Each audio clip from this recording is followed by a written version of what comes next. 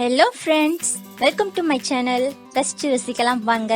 இது வரைக்கும் என் சேனலை சப்ஸ்கிரைப் பண்ணாதவங்க மறக்காம சப்ஸ்கிரைப் பண்ணுங்க. கூடவே அந்த பெல் ஐக்கானை கிளிக் பண்ணுங்க. அப்பதான் நான் போடுற வீடியோஸ் உங்களுக்கு நோட்டிபிகேஷனா வரும். 3/4 கப் ராகி மாவு எடுத்திருக்கேங்க. 1/2 கப் வெல்லம் எடுத்திருக்கேன். தேங்காய் துருவல் எடுத்திருக்கேங்க. இப்போ இந்த பேன்ல நம்ம போட்டு வறுத்து எடுத்துடலாம். பேன்ல நான் ஆயில் எல்லாம் எதுவுமே ஊற்றலைங்க. சும்மா தேங்காய் துருவலை மட்டுமே லைட்டாக வறுத்து எடுத்துடலாம்.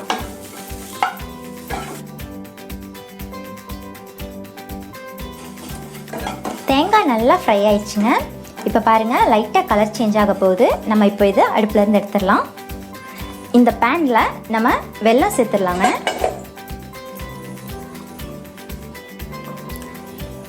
நம்ம இதில் கொஞ்சமாக தண்ணி சேர்த்துக்கலாம். வெல்லம் மூழ்கிற அளவுக்கு தண்ணி சேர்த்துக்கிட்டிங்கன்னா போதும்.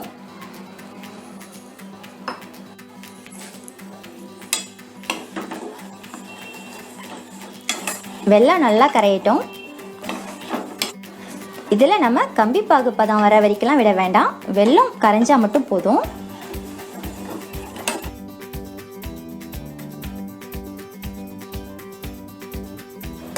பாருங்க, வெல்லம் நல்லா கரைஞ்சிருச்சு. இப்போ நம்ம அடுப்பு ஆஃப் பண்ணிடலாம். இப்போ இந்த பேனில் 2 ஸ்பூன் அளவுக்கு தேங்காய் எண்ணெய் ஊற்றிக்கிறேங்க.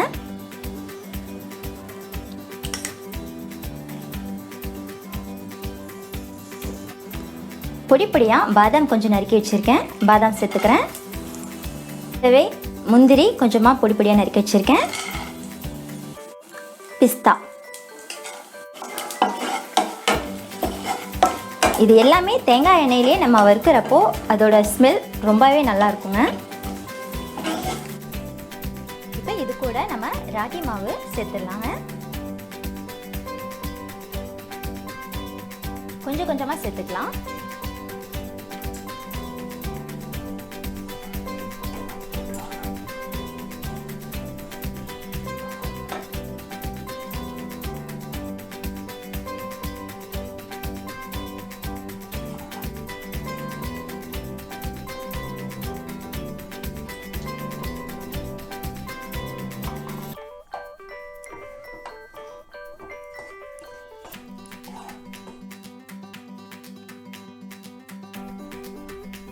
இதுக்கு மேலே கொஞ்சமாக 1 ஸ்பூன் அளவுக்கு தேங்காய் எண்ணெய் சேர்த்துக்கிறேன்.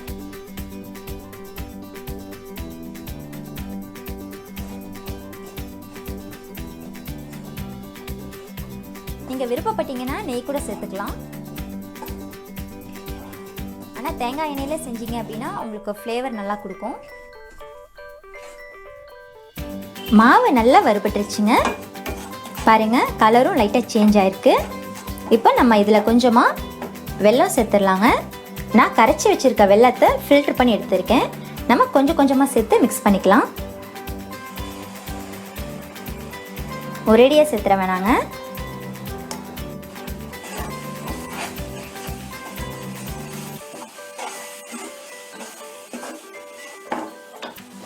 அடுப்பு சிம்மில் இருக்கட்டும்.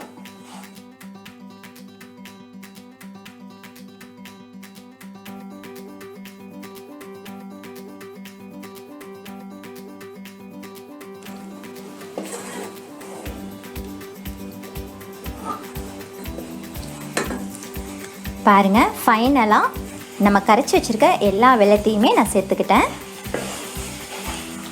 கரெக்டாக இருக்குது.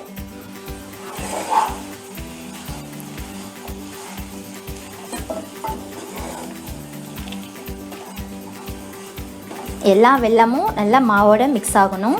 அது வரைக்கும் நல்லா கிளறிக்கோங்க.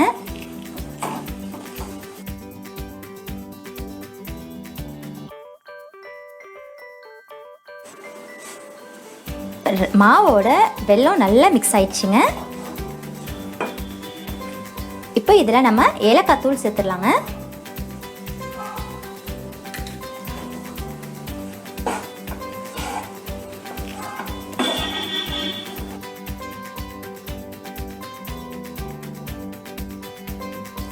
எவ்வளோ அழகாக ஒட்டாமல் வந்திருக்குன்னு, இதுதான் கரெக்டான பதம். இப்போ நம்ம அடுப்பு ஆஃப் பண்ணிடலாம்.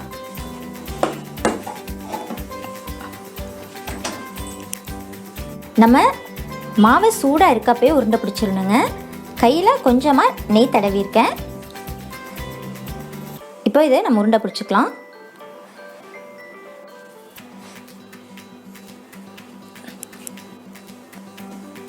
உங்களுக்கு எந்த சைஸ்க்கு வேணுமோ அந்த சைஸ்க்கு உருண்டை பிடிச்சிக்கோங்க.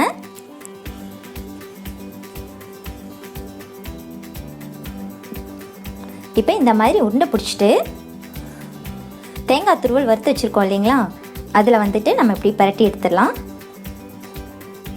பாருங்கள், கோட்டிங் ஆகிற மாதிரி எல்லா சைடுமே நல்லா பரட்டி எடுத்துக்கலாம்.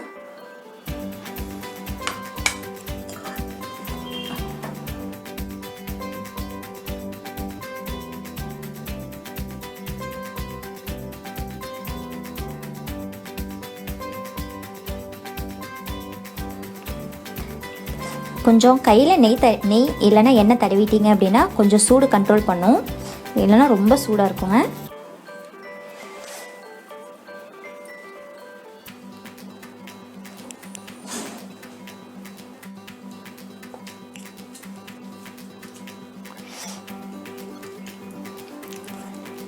இதே மாதிரி எல்லா உருண்டையும் நம்ம ஒட்டிக்கலாங்க. பாருங்க ஃப்ரெண்ட்ஸ், ரொம்பவே ஹெல்த்தியான டேஸ்டியான ராகி லட்டு ரெடி ஆயிடுச்சுங்க. இதே மாதிரி நீங்களும் உங்கள் வீட்டில் செஞ்சு பார்த்துட்டு எப்படி இருக்குன்னு எனக்கு கமெண்ட் பண்ணுங்கள்.